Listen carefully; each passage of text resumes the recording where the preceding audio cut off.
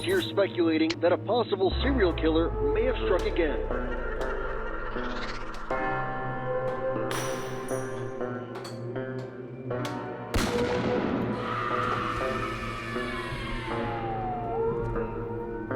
Esto es La Luz Azul.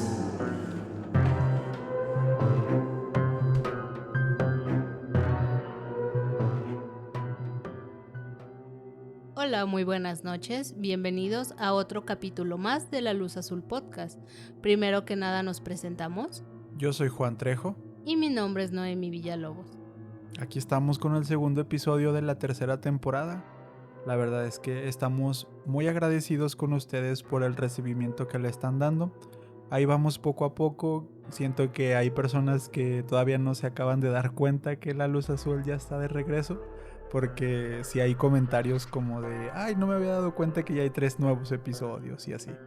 Pero bueno, ahí vamos poco a poco. Si recuerdan la quincena pasada, el episodio fue un poquito más orientado hacia el True Crime. Ya les habíamos avisado que no vamos a cumplir religiosamente esta regla de uno paranormal y uno True Crime.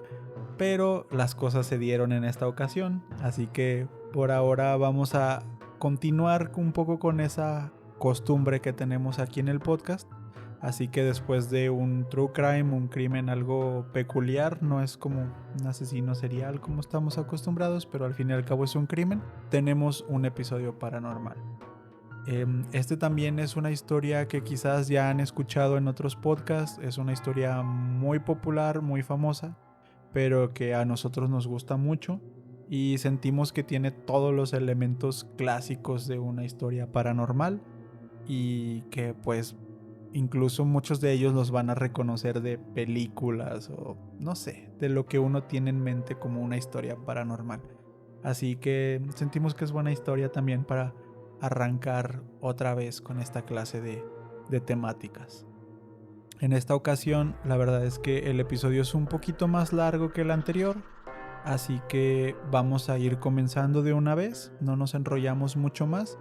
Pues recuerden que los avisos parroquiales y la conversación, el chismecito, vienen al final del episodio por si se quieren quedar. Pero por ahora vamos directo con el caso.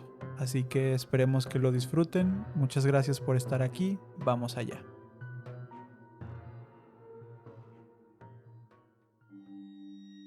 El término poltergeist suele utilizarse para referirse a fenómenos paranormales, regularmente de naturaleza violenta y ajenos a las leyes de la física, producidos por entidades o energías imperceptibles al ojo humano. En la raíz etimológica de la palabra podemos encontrar un resumen de lo que representa, pues proviene de los vocablos alemanes poltern, que significa hacer ruido, y geist, que quiere decir fantasma. Entre los fenómenos poltergeists más comunes se incluyen ruidos inexplicables, objetos que aparecen y desaparecen, puertas que se abren y se cierran por sí solas, etc. A pesar de que la ciencia ha intentado explicar estos fenómenos de manera lógica, la parapsicología se los atribuye a la existencia de fantasmas o entidades asociadas a personas muertas. Quizás todos conocemos la forma más popular, aquella que relacionamos a lugares embrujados, con pasados violentos y llenos de pena, pero existe otro tipo, quizás un poco más interesante, puesto que va más ligado a las personas. Esta teoría nos dice que una persona sometida a altos niveles emocionales, especialmente estrés, odio o tristeza, puede ocasionar el escenario perfecto para la aparición. En este episodio de La Luz Azul Podcast repasaremos uno de los casos paranormales más famosos y documentados de la historia. El caso de una mujer que fue perseguida por espíritus que se alimentaban de su energía. Acompáñanos a conocer la historia de Jackie Hernández y las apariciones de San Pedro. En 1988, Jackie Hernández tenía 23 años y vivía en Los Ángeles, California, en una casa rodante con su esposo y su pequeño hijo de 2 años. Cuando recibió la noticia de que estaba embarazada por segunda vez, decidió darse un respiro y replantear el rumbo de su vida. Estaba cansada de soportar a un violento e irresponsable hombre. Su rutina consistía en correr de un trabajo a otro para llevar el sustento a su casa. Después corría a la universidad para crecer en su carrera profesional. Entonces, ¿para qué necesitaba un hombre que solo le estorbaba y la violentaba? En noviembre de ese mismo año, tomó la decisión de dejar la casa rodante para rentar un bungalow en la región de San Pedro, California. No fue sencillo tomar aquella decisión, y a su ocupada agenda ahora tenía que sumarle una mudanza, un bebé en camino y un complicado y doloroso proceso de divorcio con el hombre que alguna vez creyó que era el amor de su vida. Esta fue sin duda una etapa muy complicada para Jackie, pero sin que ella pudiera imaginarlo, todo estaba a punto de empeorar. En cuanto puso un pie en aquella casa de la calle Eleven West, empezó a sentir que algo o alguien la vigilaba. En ocasiones sentía que ese algo le respiraba en la nuca, pero al girarse no había nadie. No sabemos si fueron sus ganas de empezar una nueva vida, pero quiso mantenerse positiva ante esta situación. Siempre se decía a sí misma que quizás esto que le estaba pasando era simplemente su ángel de la guarda que la estaba cuidando. Que si me preguntas a mí, pues sí es una manera muy positiva de ver las cosas. Yo ya con esto estaría espantado, pero bueno, se entiende, hay que sacarle lo bueno a la situación. Como ya hemos escuchado en este tipo de historias, la actividad empezó de poco a poco, con objetos personales desapareciendo y reapareciendo luego de unos días en otro sitio de la casa. En ocasiones había ruidos extraños, como de golpes a la madera u objetos siendo arrastrados. Luego había aromas asquerosos impregnando las habitaciones, olores como a carne podrida. Obviamente esto no es normal, pero ella se lo tomaba a la ligera, convencida de que todo estaba en su cabeza. Los sucesos se repitieron casi todos los días durante los primeros 3 meses, pero Jackie ni se inmutaba. Sin embargo, una noche estaba sentada viendo la televisión cuando unos portalápices empezaron a levitar por sí solos. Tuvo miedo de voltear a verlo directamente, pero estuvo atenta de reojo al movimiento de los objetos. El portalápices se detuvo en el aire unos segundos y luego voló deprisa en dirección a Jackie, como si alguien lo hubiera agarrado de la mesa y se lo hubiera tirado directamente a la cabeza. Completamente asustada, Jackie tomó a su hijo y salió corriendo a la casa de su vecina y amiga, Susan Castañeda. Una vez ahí llamó a la policía, pero como no es muy complicado de suponer, ni su amiga ni los oficiales le creyeron de todo esto que estaba pasando. Estaba muerta de miedo, sabía que su historia era real y ni siquiera le preocupaba que le creyeran o no. Lo que le angustiaba era tener que pasar toda la noche en aquella casa, junto con aquello que la estaba amenazando. Y es que ya lo hemos platicado, creo que en el bonus que hicimos de los niños que dicen cosas extrañas.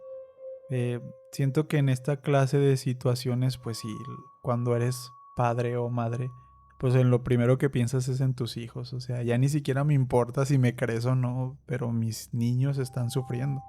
No, y luego, como dices, no nada más era para ella. Yo creo que luego empezó a sentir, y si le pasa esto a mi hijo, entonces realmente se entiende la situación en que estuvo. Fue así como lo más rápido que pudo hacer. Ujú. Sus vecinos y amigos se mantenían escépticos ante las historias de Jackie, pero no tardarían mucho en también ser testigos.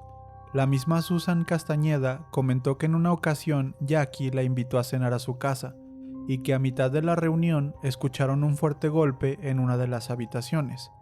Cuando fueron a revisar, se trataba de una pintura que colgaba de la pared y se había caído al suelo. Estas son cosas que pasan, ¿no? Pero lo extraño fue que la pintura no estaba tirada, no se había simplemente caído de la pared, sino que estaba recargada en la pared al otro extremo de la habitación, a 2 metros de donde había estado colgando originalmente, como si alguien la hubiera quitado de la pared y la hubiera llevado hasta el otro extremo del cuarto. En otra ocasión, La misma Susan confesó haber visto una lámpara flotando a través de la habitación, aproximadamente 3 o 4 metros, solo para detenerse frente a sus ojos y caer a sus pies. A estas dos experiencias se les podrían sumar casi una docena más, en donde familiares y amigos de Jackie dirían haber sido testigos de cosas extrañas en aquella casa, haciendo más que evidente que lo que fuera que estuviera pasando no estaba solamente en la cabeza de nuestra protagonista. Esto era una cosa real, era algo que estaba pasando. Luego de un periodo de intensa actividad paranormal, donde las puertas se abrían y se cerraban solas, donde las luces iban y venían, donde los olores pútridos aparecían de la nada y las cosas desaparecían constantemente, luego de todo esto, vino un periodo de calma, quizás un par de semanas. Jackie confiesa que había pensado que todo esto se había terminado. A estar siendo acosada constantemente por esta clase de eventos paranormales y que de repente dejen de pasar, pues te da un poco de calma. Pero la situación no se acababa ahí. Había solo una cosa que desconcertaba a Jackie, y eran unos extraños sueños en los que veía cómo golpeaban a un joven con un tubo y lo ahogaban en la bahía de San Pedro. Más o menos explicando, era que el sueño, Jackie, estaba en primera persona. Ella era el joven al que golpeaban y lo ahogaban. Y aunque estos sueños ya de por sí son bastante extraños, los prefería 1000 veces a ser acosada por algo que ni siquiera podía ver. Así que en estas semanas, digamos que estaba tranquila. Desafortunadamente, al nacer su pequeña Samantha, la actividad regresaría con más fuerza que antes. Una tarde, mientras se encontraba haciendo tareas domésticas, Jackie notaría un raro y espeso líquido de color rojo, muy parecido a la sangre. Se filtraba por las grietas del techo, cayendo por las paredes de la cocina. La mujer tomó un respiro y supuso que quizás había algo derramándose en el ático. Se subió a la lavadora para alcanzar la puertita en el techo y asomó su cabeza hacia la oscuridad de aquel rincón. Cuando sus ojos se acostumbraron a la negrura del lugar, se encontró con la cosa más espantosa que había visto hasta entonces. En el otro extremo del ático, flotando y mirándola fijamente a los ojos con una expresión llena de odio, estaba la cabeza cercenada de un anciano.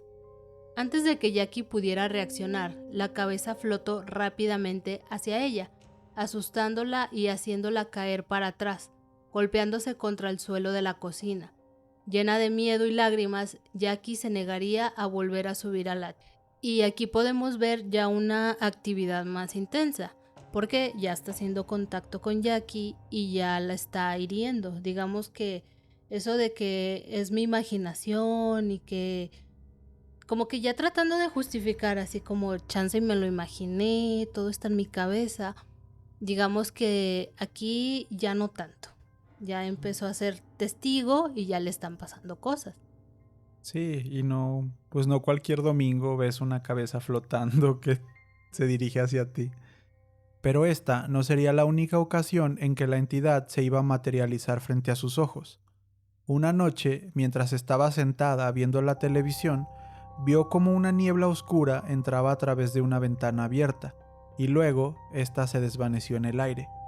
Preocupada, se puso de pie y corrió a la habitación para ver a sus hijos. Samantha estaba en su cuna, dormida y cobijada. Jamie estaba en su cama, dormido y cobijado. Todo parecía estar en orden, excepto que, cuando se giró para salir del cuarto, pudo ver a un anciano justo a un lado de la puerta. El viejo de esta aparición es descrito con una piel muy dañada y de color gris, similar como a la de un zombi. Muy delgado y vistiendo un chaleco rojo, estaba sentado en una silla con las piernas cruzadas, sus manos posadas sobre sus rodillas, en una posición muy cómoda y tranquila, incluso elegante. Este viejo estaba sonriendo y mirando a Jackie fijamente. Ella describe que tenía unos ojos completamente rojos y que le quitaron el aliento. Antes de que ella pudiera reaccionar, el viejo simplemente se desvaneció. Este incidente fue la gota que derramó el vaso. La angustió profundamente y pidió ayuda a sus amigos más cercanos. Al principio le recomendaron bendecir la casa, es como lo más típico y lo que sueles pensar al principio. Así que unos días después, un sacerdote ya estaba en el domicilio. Luego de unos 40 minutos de estar revisando la casa, el sacerdote declaró que esta no estaba embrujada, sino que era la propia Jackie la que estaba poseída, y no solamente estaba poseída, sino que era por el mismísimo demonio. Así fue como el sacerdote lo describió. Al otro día, unos agentes del Servicio de Protección Infantil llamaron a la puerta, ya que habían recibido una denuncia anónima, entre comillas, reportando a una madre drogadicta. Jackie contestó a todas las preguntas y se determinó que la denuncia era falsa. Sin embargo, esta visita le sirvió para darse cuenta de que no tendría el apoyo por parte de la iglesia. Ella siempre aseguró que los sacerdotes fueron los que la denunciaron al Servicio de Protección Infantil. Y digamos que hace sentido, ya que fueron los únicos, o bueno, asistieron a esta casa y resulta que le llegó una denuncia. Sí, al día siguiente de que ellos habían estado ahí, casualmente llegaron servicios sociales o eso.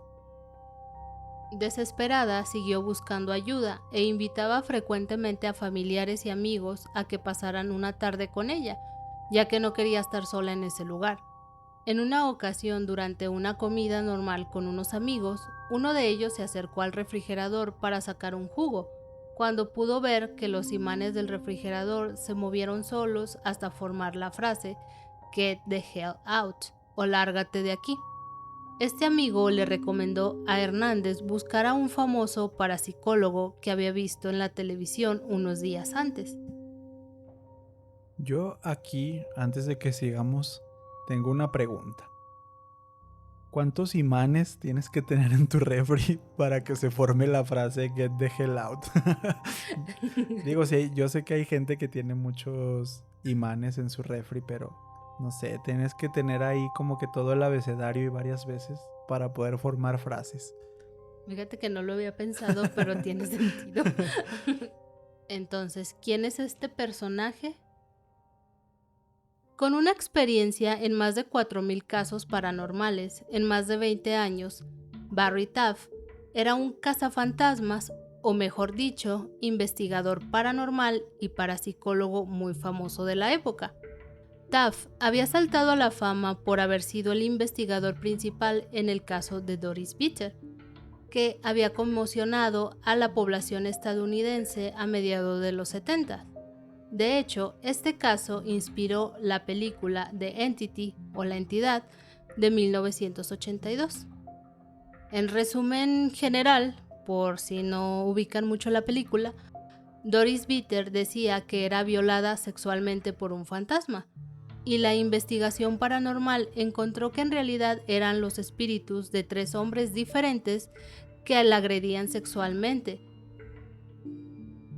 En cuanto fue contactado por Jackie, Taff mostró interés en lo que estaba pasando, pero su experiencia le decía que no debía confiar a la primera, pues muchos de los casos por los que era contactado al final terminaban siendo una farsa.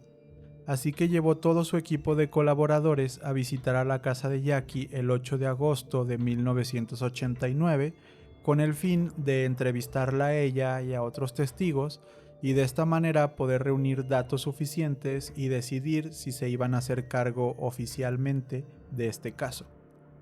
En cuanto entraron a la casa, fueron recibidos por un intenso y pesado olor a putrefacción que envolvía toda la casa, algo que ya conocían de otros casos en los que habían trabajado anteriormente. Sin apenas preguntar nada, empezaron a investigar y todo parecía indicarles que el olor emanaba desde el ático.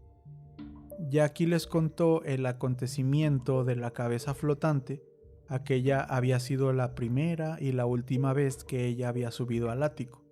Rápidamente, el equipo de Taff expresó su deseo de explorar este rincón, convencidos de que encontrarían al menos una pista de los incidentes. Gary Bowen, el fotógrafo del equipo, y Jeff Whitcraft, que era su asistente, entraron a través de la pequeña puerta encima de la lavadora y de inmediato reportaron sentirse observados. En total oscuridad, Whitcraft sacó su cámara y empezó a tomar fotos usando flash, pero de pronto algo le arrebató la cámara y la arrojó al otro extremo de la habitación. Aterrados, los hombres bajaron corriendo. Aquí es importante destacar que Jeff Whitcraft era completamente escéptico. De hecho, era como que el que menos creía en estas cosas de todo el crew, y siempre trataba de explicar las cosas, los sucesos de manera lógica. Él simplemente estaba ahí con ellos porque se le daba bien tomar fotos, porque le pagaban, y no iba a dejar que algo que no podía ver lo asustara. O al menos eso pensó al inicio, ya que este caso lo marcaría profundamente en este tipo de creencias. En cuanto bajaron, la pequeña puerta se cerró de golpe y todos los presentes escucharon unos pesados sonidos, que Taft describió como si una rata de 100 kilogramos anduviera corriendo de un lado a otro allá arriba. Luego de unos minutos, los sonidos pararon, así que volvieron para recuperar la cámara. De regreso en el ático se dieron cuenta que la cámara estaba en un extremo de la habitación, mientras que el ente estaba al otro. Lo que sea que anduviera dando pasos ahí, había tenido la capacidad de desarmar la cámara. Llegaron a la conclusión de que aquella cosa, por así llamarlo, no quería ser fotografiada. Lo que no sospechaban era que aquello tenía otras intenciones, especialmente con Jeff Whitcraft. Y es que sí me pareció un poco interesante esta parte de la cámara, porque cuando ellos subieron, digamos que estaban a la mitad del ático. Entonces de repente el lente aparece a un extremo, por decir algo, al extremo izquierdo, y la cámara, el cuerpo de la cámara al extremo derecho. O sea, si tú arrojas una cámara con un lente a la pared, pues muy probablemente el lente se caiga de la cámara. Pero en este caso, pues parece como si hubieran quitado el lente de la cámara ahí en medio del ático y hubieran arrojado las dos partes del aparato a un lado y a otro. Lo cual, pues sí, no sé si soy yo sobrepensando las cosas, pero como que sí, o sea, me parece como si algo hubiera tenido la capacidad de desarmar la cámara y aventarla a lados diferentes. No, y es que tiene sentido porque, como dices, si avientas la cámara a una pared, aunque caigan separados, caen a la misma dirección. Uh-huh. O sea, tendría que pasar una serie de eventos para que se haga toda esa como apertura, Uh-huh. por así decirlo, y una esté aquí y otra esté acá. Entonces, como que está muy particular. Sí. Ese suceso está muy particular. Uh-huh. Mientras tanto, Barry Taft tomó una muestra de líquido rojo que estaba impregnado en las paredes y la envió a analizar con un amigo de la comunidad científica. El estudio reveló que la sustancia tenía rasgos de sangre masculina, además de yodo y cobre. Luego de esta primera intervención, Taft siguió en contacto con Jackie por un par de semanas más y pudo darse cuenta de cómo ella iba perdiendo poco a poco ese coraje que parecía tener al principio. Ya saben lo que les contamos de que andaba bien positiva y todo va a estar bien. Yo digo que después de esto ya es más que obvio que la positividad se te va y realmente entras en un estrés, incluso hasta en una depresión, en una ansiedad, algo muy, pues bastante denso. Sí. Después de todo esto. Sí, yo me sorprendería si nos dijeran, no, con todo lo que había pasado seguía igual de positiva. No, amiga, ya. Amiga, date cuenta. Sí. Entonces, ahí vemos que ya está afectando emocionalmente a Jackie. Y digo, no es para menos después de todo esto. Durante este periodo, Taft recopiló mucha información sobre el pasado y vida personal de Jackie, lo que encajaba perfectamente con el perfil de víctimas de este tipo de apariciones.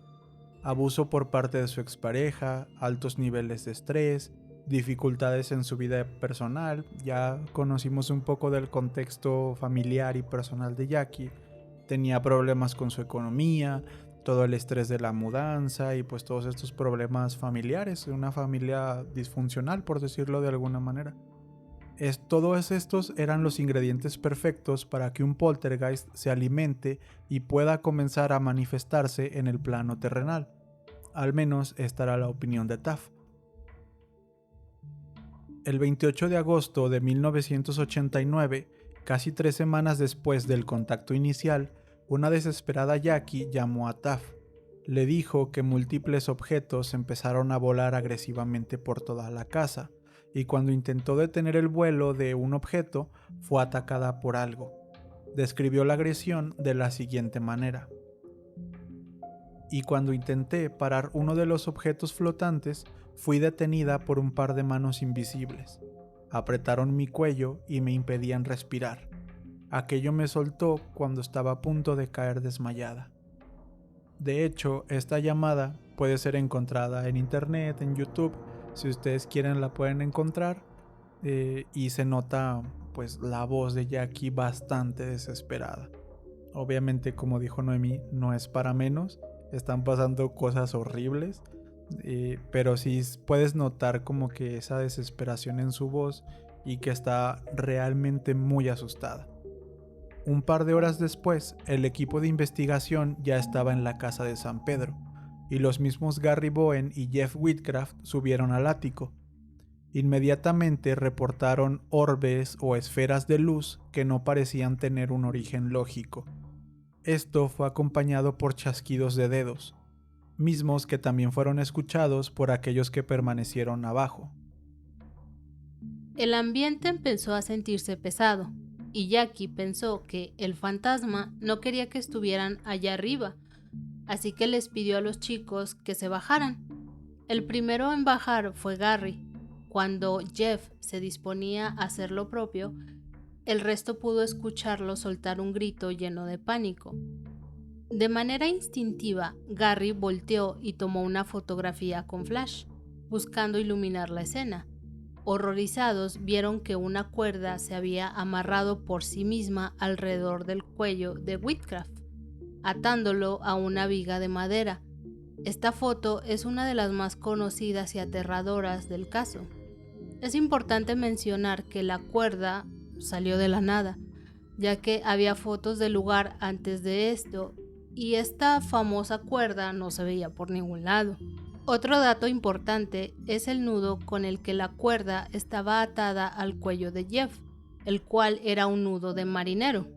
Afortunadamente Jeff podía respirar, pero Gary tuvo que subir de nuevo al ático para ayudarlo a escapar.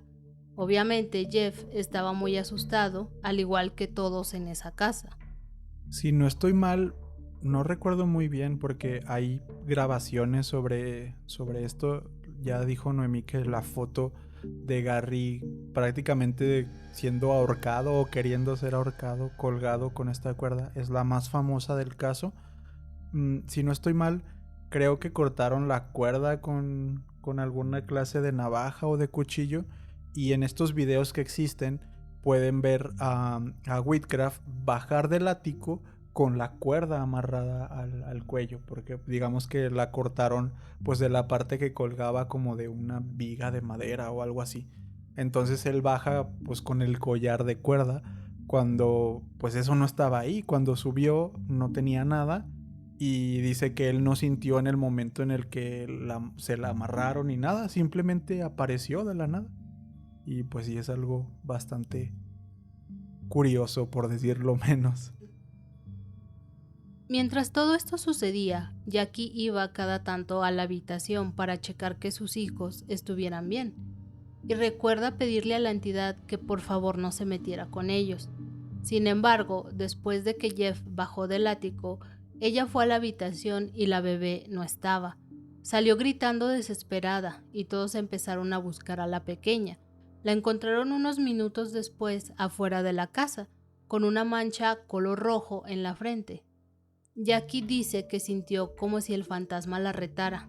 No le gustaba que le dijeran lo que podía y lo que no podía hacer, y demostró su autoridad metiéndose directamente con la bebé. Y yo creo que aquí ya llegamos a un punto ya bastante fuerte, porque es como dijimos muy al principio, posiblemente te puedo permitir que te metas conmigo o hacerme cosas a mí, pero ya se los estás haciendo a mis hijos. Ujú. Entonces yo creo que esto fue bastante fuerte para Jackie. Sí, y justo como lo acabas de mencionar, es una cosa de que ella pidió así como de no te metas con mis hijos y de repente la niña desaparece o aparece no en el lugar en el que estaba originalmente. Y pues sí, es como esta forma como de burlarse o como el demonio o la aparición, lo que sea que esté sucediendo, es como de a mí no me digas lo que tengo que hacer. Sí, realmente o se ve que ya hay un tipo de maldad en este ente. En menos de una hora, Taff y su equipo ya se habían ido de la casa, y aunque ellos no lo sabían, esta sería la última vez que pisaban aquel domicilio en San Pedro. Pero la actividad paranormal no se detuvo ahí, y de hecho aumentó tanto en frecuencia como en agresividad.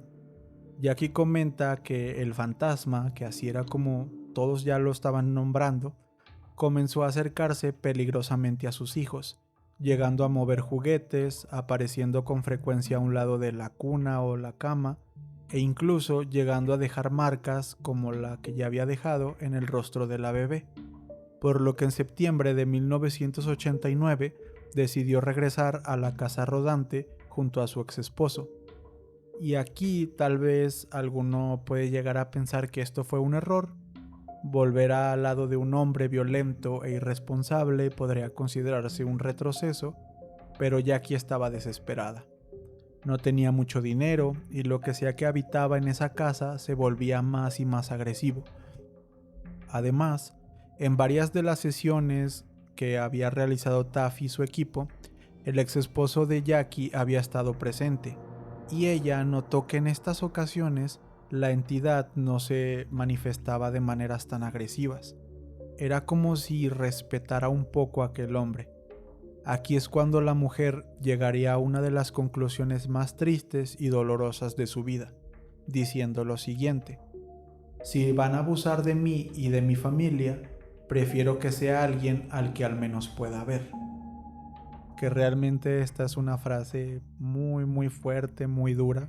Estás como condenada a esta violencia, pues al menos que sea algo que sé que existe, ¿no? Algo que no puedo ver, que no sé qué es. No puedo ni explicarme como esa desesperación que ella estuvo sintiendo. Sí, esa frustración, esa impotencia de que le estaban pasando cosas y la gente decía, no, te las imaginas. Ya sabemos ese tipo de comentarios que de cierta forma te desacreditan. Entonces, la verdad es que esa frase es muy triste porque ¿hasta qué punto debes de llegar para de plano ya decirlo? Prefiero que si me van a violentar de perdido sepa quién es. Sí. Entonces es algo muy triste y muy, pues muy fuerte. Los primeros días en la casa rodante fueron muy tranquilos, y de hecho pensó que con suerte iba a poder solucionar los problemas con su ex esposo. Ella lo veía como una segunda oportunidad para todos. Creía que había dejado la entidad en la casa de San Pedro. Pero este periodo de tranquilidad desafortunadamente fue muy corto, y casualmente entre comillas, la actividad reanudó cuando su ex esposo se fue de la casa después de una discusión.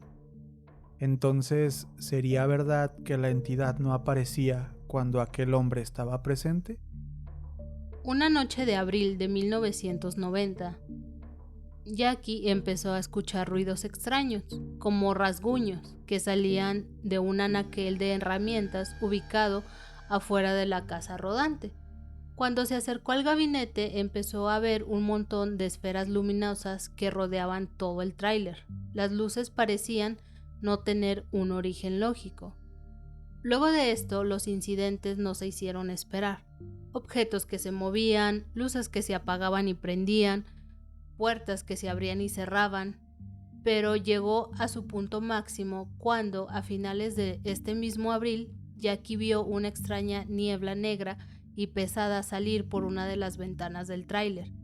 Salió a ver de qué se trataba y pudo ver aquella nube posarse sobre la colcha de su hija, la cual colgaba de un tendedero.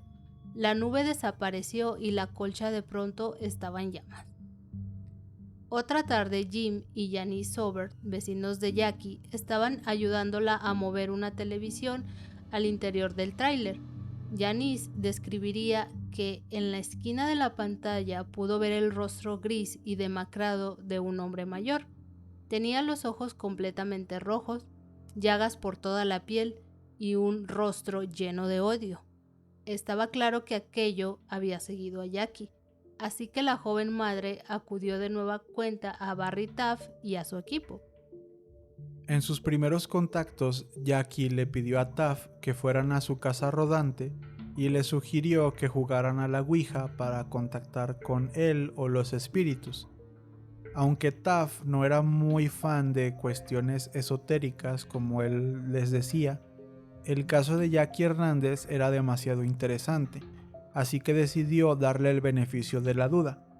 Además, le pidió a Jeff Whitcraft que lo acompañara a la casa de Jackie, puesto que su presencia ayudaría a que el espíritu se manifestara.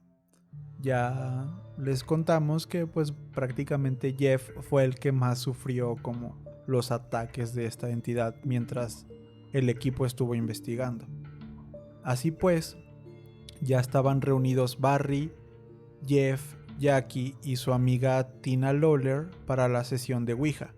Intentaron colocar cámaras y micrófonos para grabar toda la sesión, pero por alguna extraña razón los aparatos no estaban funcionando aquella noche, aunque sí funcionaban lejos de la casa rodante. Con el objetivo de hacerlo más creíble, Taff sugirió que Jackie se alejara de la mesa y registrara la sesión de manera escrita en una libreta. Así también, Taff se aseguraba de que no fuera Jackie quien estuviera moviendo el planchet de la Ouija. La sesión comenzó, y casi de inmediato la mesa donde estaba la Ouija comenzó a temblar violentamente, a la vez que el planchet se movía muy rápido de letra en letra con cada pregunta, por lo que algunas respuestas ni siquiera fueron captadas por los presentes. A continuación, estas son algunas de las preguntas y respuestas que hubo en la sesión. Taff preguntó: ¿cuántos fantasmas hay presentes? La Ouija contesta: los fantasmas llenan los cielos que te rodean. ¿Por qué elegiste asustar y atormentar a Jackie? Energía. ¿Qué clase de energía? Muerta. Las palabras que esta aparición o espíritu utilizaba era del inglés antiguo. Por ejemplo, la frase "los fantasmas llenan el cielo" había sido "Phantoms fill the skies around you". Phantoms es realmente una palabra antigua y que está prácticamente en desuso en Estados Unidos. Digamos que lo moderno o lo normal hubiera sido que dijera ghost en vez de phantom, por lo que intuían que se trataba de un espíritu de una persona antigua, de décadas pasadas. Decidieron ser más concretos con las siguientes preguntas. ¿Cuánto tiempo llevas atrapado en el mundo de los espíritus? 60 años. ¿Por qué atacaste a Jeff en San Pedro? Porque se asemeja a mi asesino. ¿Y quién es tu asesino? Charles Pearson. ¿Viviste o moriste en la casa de San Pedro? No, mi asesino vivía ahí. ¿Dónde moriste?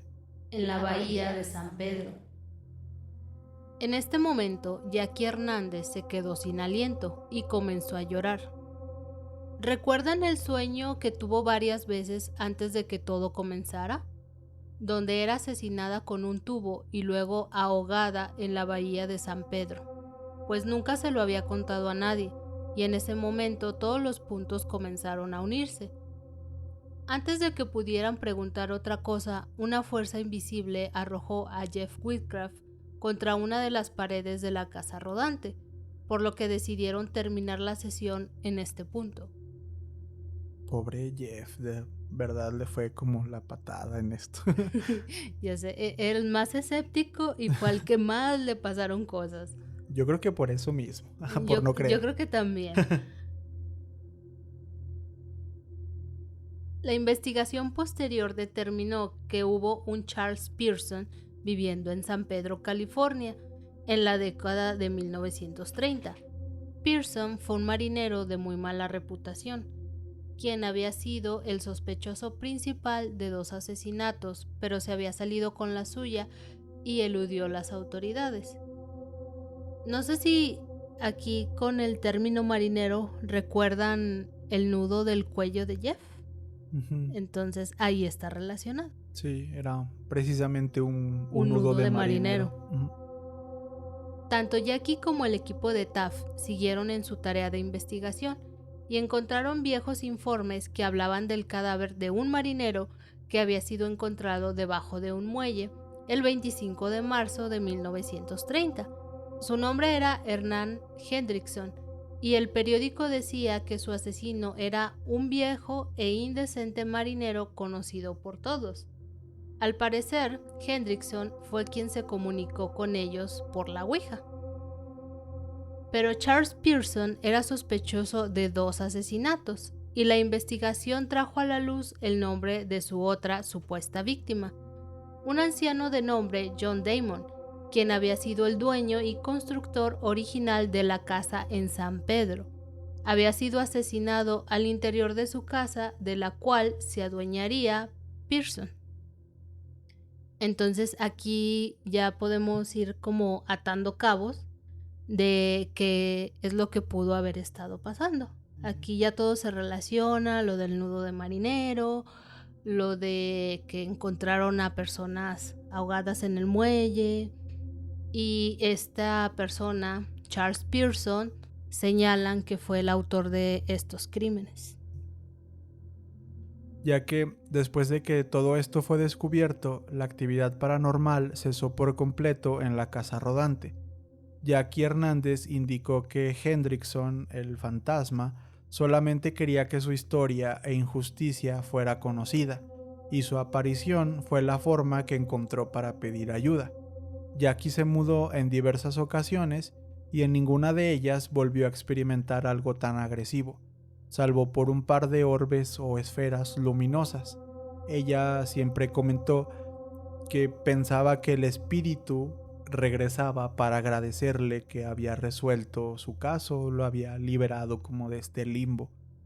Algunos escépticos de lo paranormal indican que hay varias inconsistencias en el caso. Para empezar, a pesar de que Taft y su equipo filmaron un montón y también tomaron un montón de fotos, muy poca evidencia existe en nuestra época. Sí hay algunos videos, sí hay algunas fotos, pero ellos prácticamente se dedicaban a esto y estaban filmando todo el tiempo. Entonces, realmente lo que tenemos es muy poco a comparación de lo que realmente se dice que grabaron. Y cuando ellos son cuestionados sobre esta falta de material, ellos siempre responden que en aquella casa los aparatos simplemente se estropeaban y dejaban de funcionar. Otro punto cuestionable es el supuesto análisis científico del líquido rojo que apareció en las paredes de la cocina. Si recuerdan, había llegado como este informe de un laboratorio que decía que era sangre de un hombre y que contenía yodo y cobre, creo. Ningún laboratorio o ningún laboratorista salió a reclamar la autoría de estos estudios. Algunos piensan que es porque ningún científico quiso ser ligado a una investigación paranormal. Realmente pues son mundos muy separados, muy peleados, mientras que otros piensan que no es que nadie haya querido reclamar, pues sí, eso, la autoría de los estudios, sino que simplemente los análisis científicos nunca existieron y que los documentos habían sido falseados por Taft. Otra pregunta que nace del caso y quizás es la que más se ha repetido es aquella que cuestiona a Jackie de por qué no se mudó desde los primeros incidentes. Y es que es fácil para nosotros pensar que tomaríamos a nuestra familia y saldríamos corriendo de ahí, pero recordemos que Hernández estaba en una situación muy complicada. Incluso recibía apoyo económico del gobierno para continuar con sus estudios, por lo que la simple decisión de haberse mudado a San Pedro ya era un gasto considerable. Y esto la dejaba sin posibilidades de una segunda mudanza en poco tiempo. Y es que hay que ser honestos, porque muchas veces hemos sido esas personas de los primeros en decir, pero ¿por qué no te vas y ya? Nadie tiene los mismos privilegios, tú no sabes por lo que está pasando la otra persona, y realmente son cosas bien complicadas. O sea, no es nada más irte y ya, ay, ya para que no me pase nada, no, o sea, honestamente es como irte, dinero, buscar cosas, mientras no encuentras quién te va a apoyar. Son muchas variables. La mayoría del caso van a ser cosas muy, muy complicadas.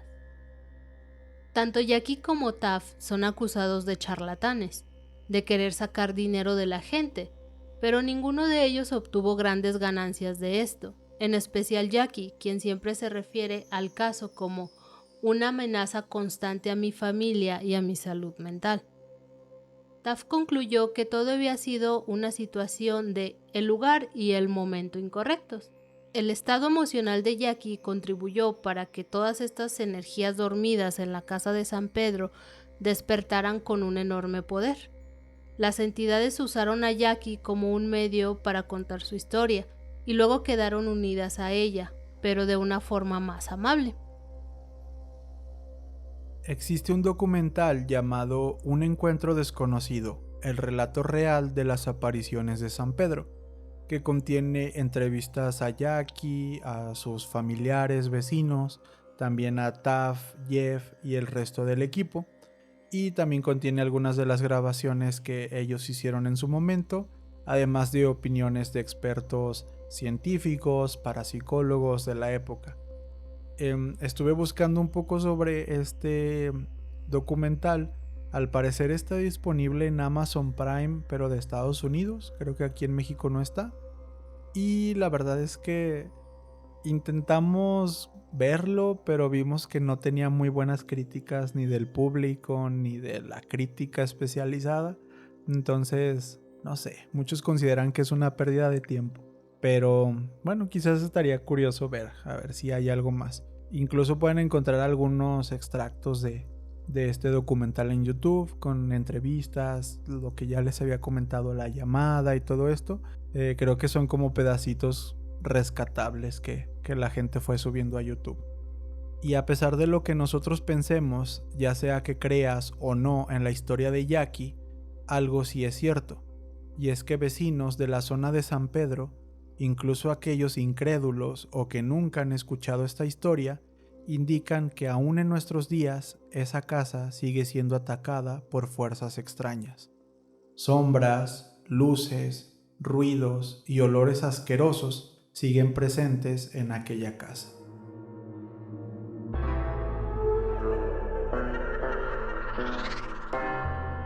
Y bueno, ese fue el caso de Jackie Hernández y las apariciones de San Pedro. Es un caso muy famoso, muy popular, muy bien documentado. Hay muchas cosas en internet sobre este caso.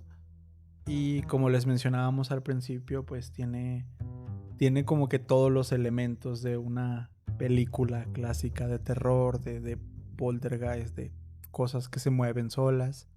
Y por eso se nos hizo muy interesante. Y pues no sé, Noemi, tú, como cuál es tu conclusión del caso. O sea, ¿crees que fue real? ¿Por qué crees que suceden o pueden suceder este tipo de cosas? No sé. Yo creo que sí fue real para Jackie, independientemente de lo que puedan llegar a pensar las demás personas. Fue algo que ella experimentó, le tocó vivir. Al final del día, no sé, o no me hace sentido el por qué inventarse todo este tipo de cosas, por qué hacer todo ese show. Además, no nada más ella fue testigo, porque al final del día Jeff Jeff, que fue el que más atacaron. Perdón, o sea, es que Jeff fue como el blanco, Sí. Jeff, de que a ti te voy a hacer todo.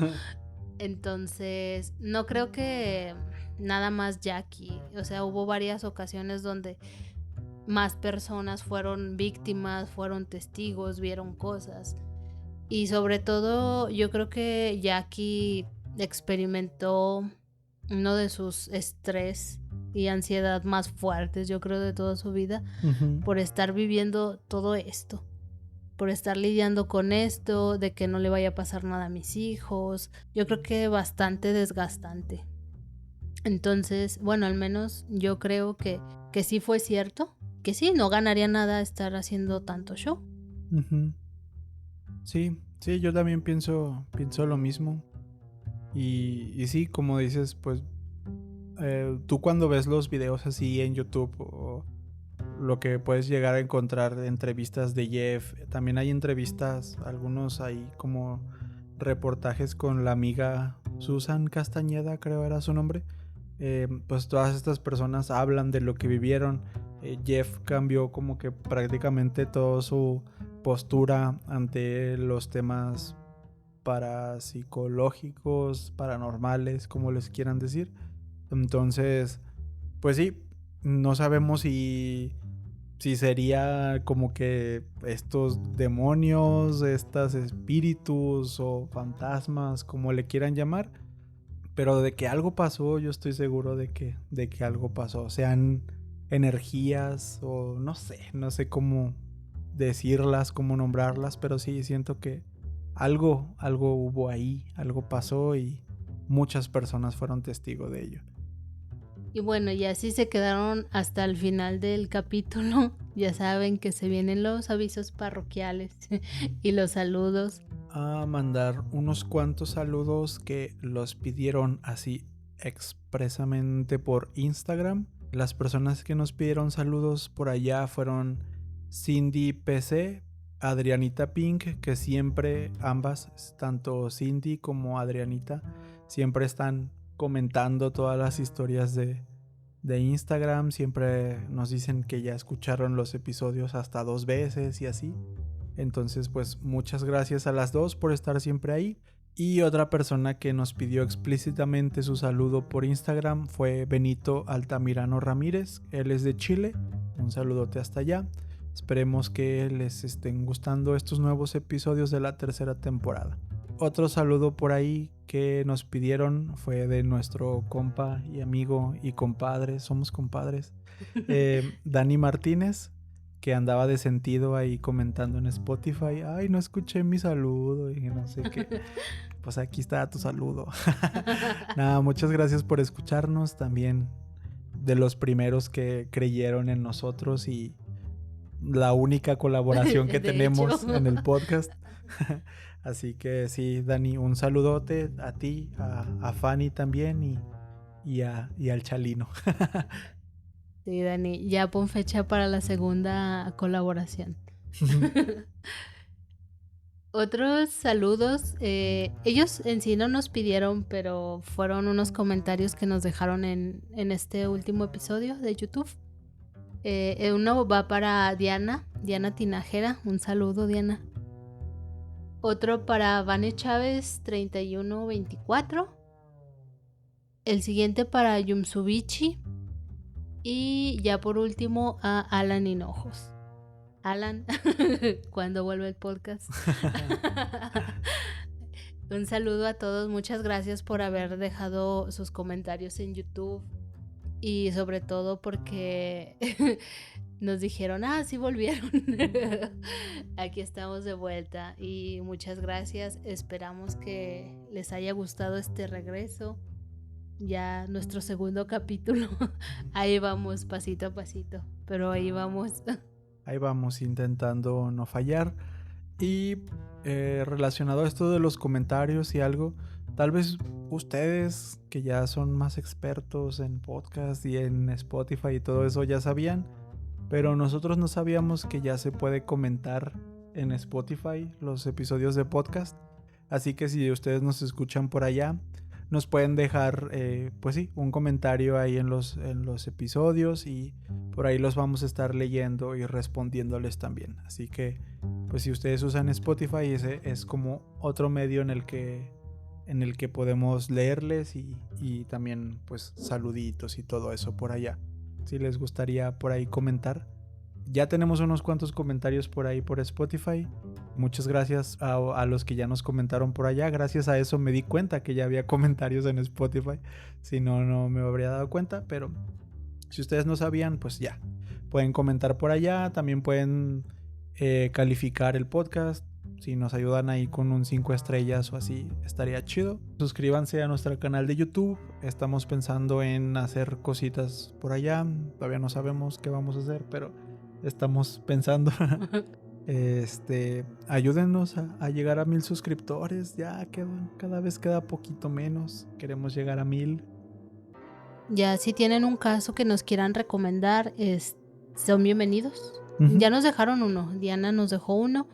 La verdad está interesante y vamos a dar ahí una revisada. Si ustedes quieren escuchar algo por parte de La Luz Azul, ya saben, pueden dejar sus recomendaciones que las vamos a estar tomando en cuenta. Y yo creo que ya de nuestra parte sería todo. Ya no tendríamos algo más que agregar. Es todo. Muchas gracias de nuevo y muy buenas noches.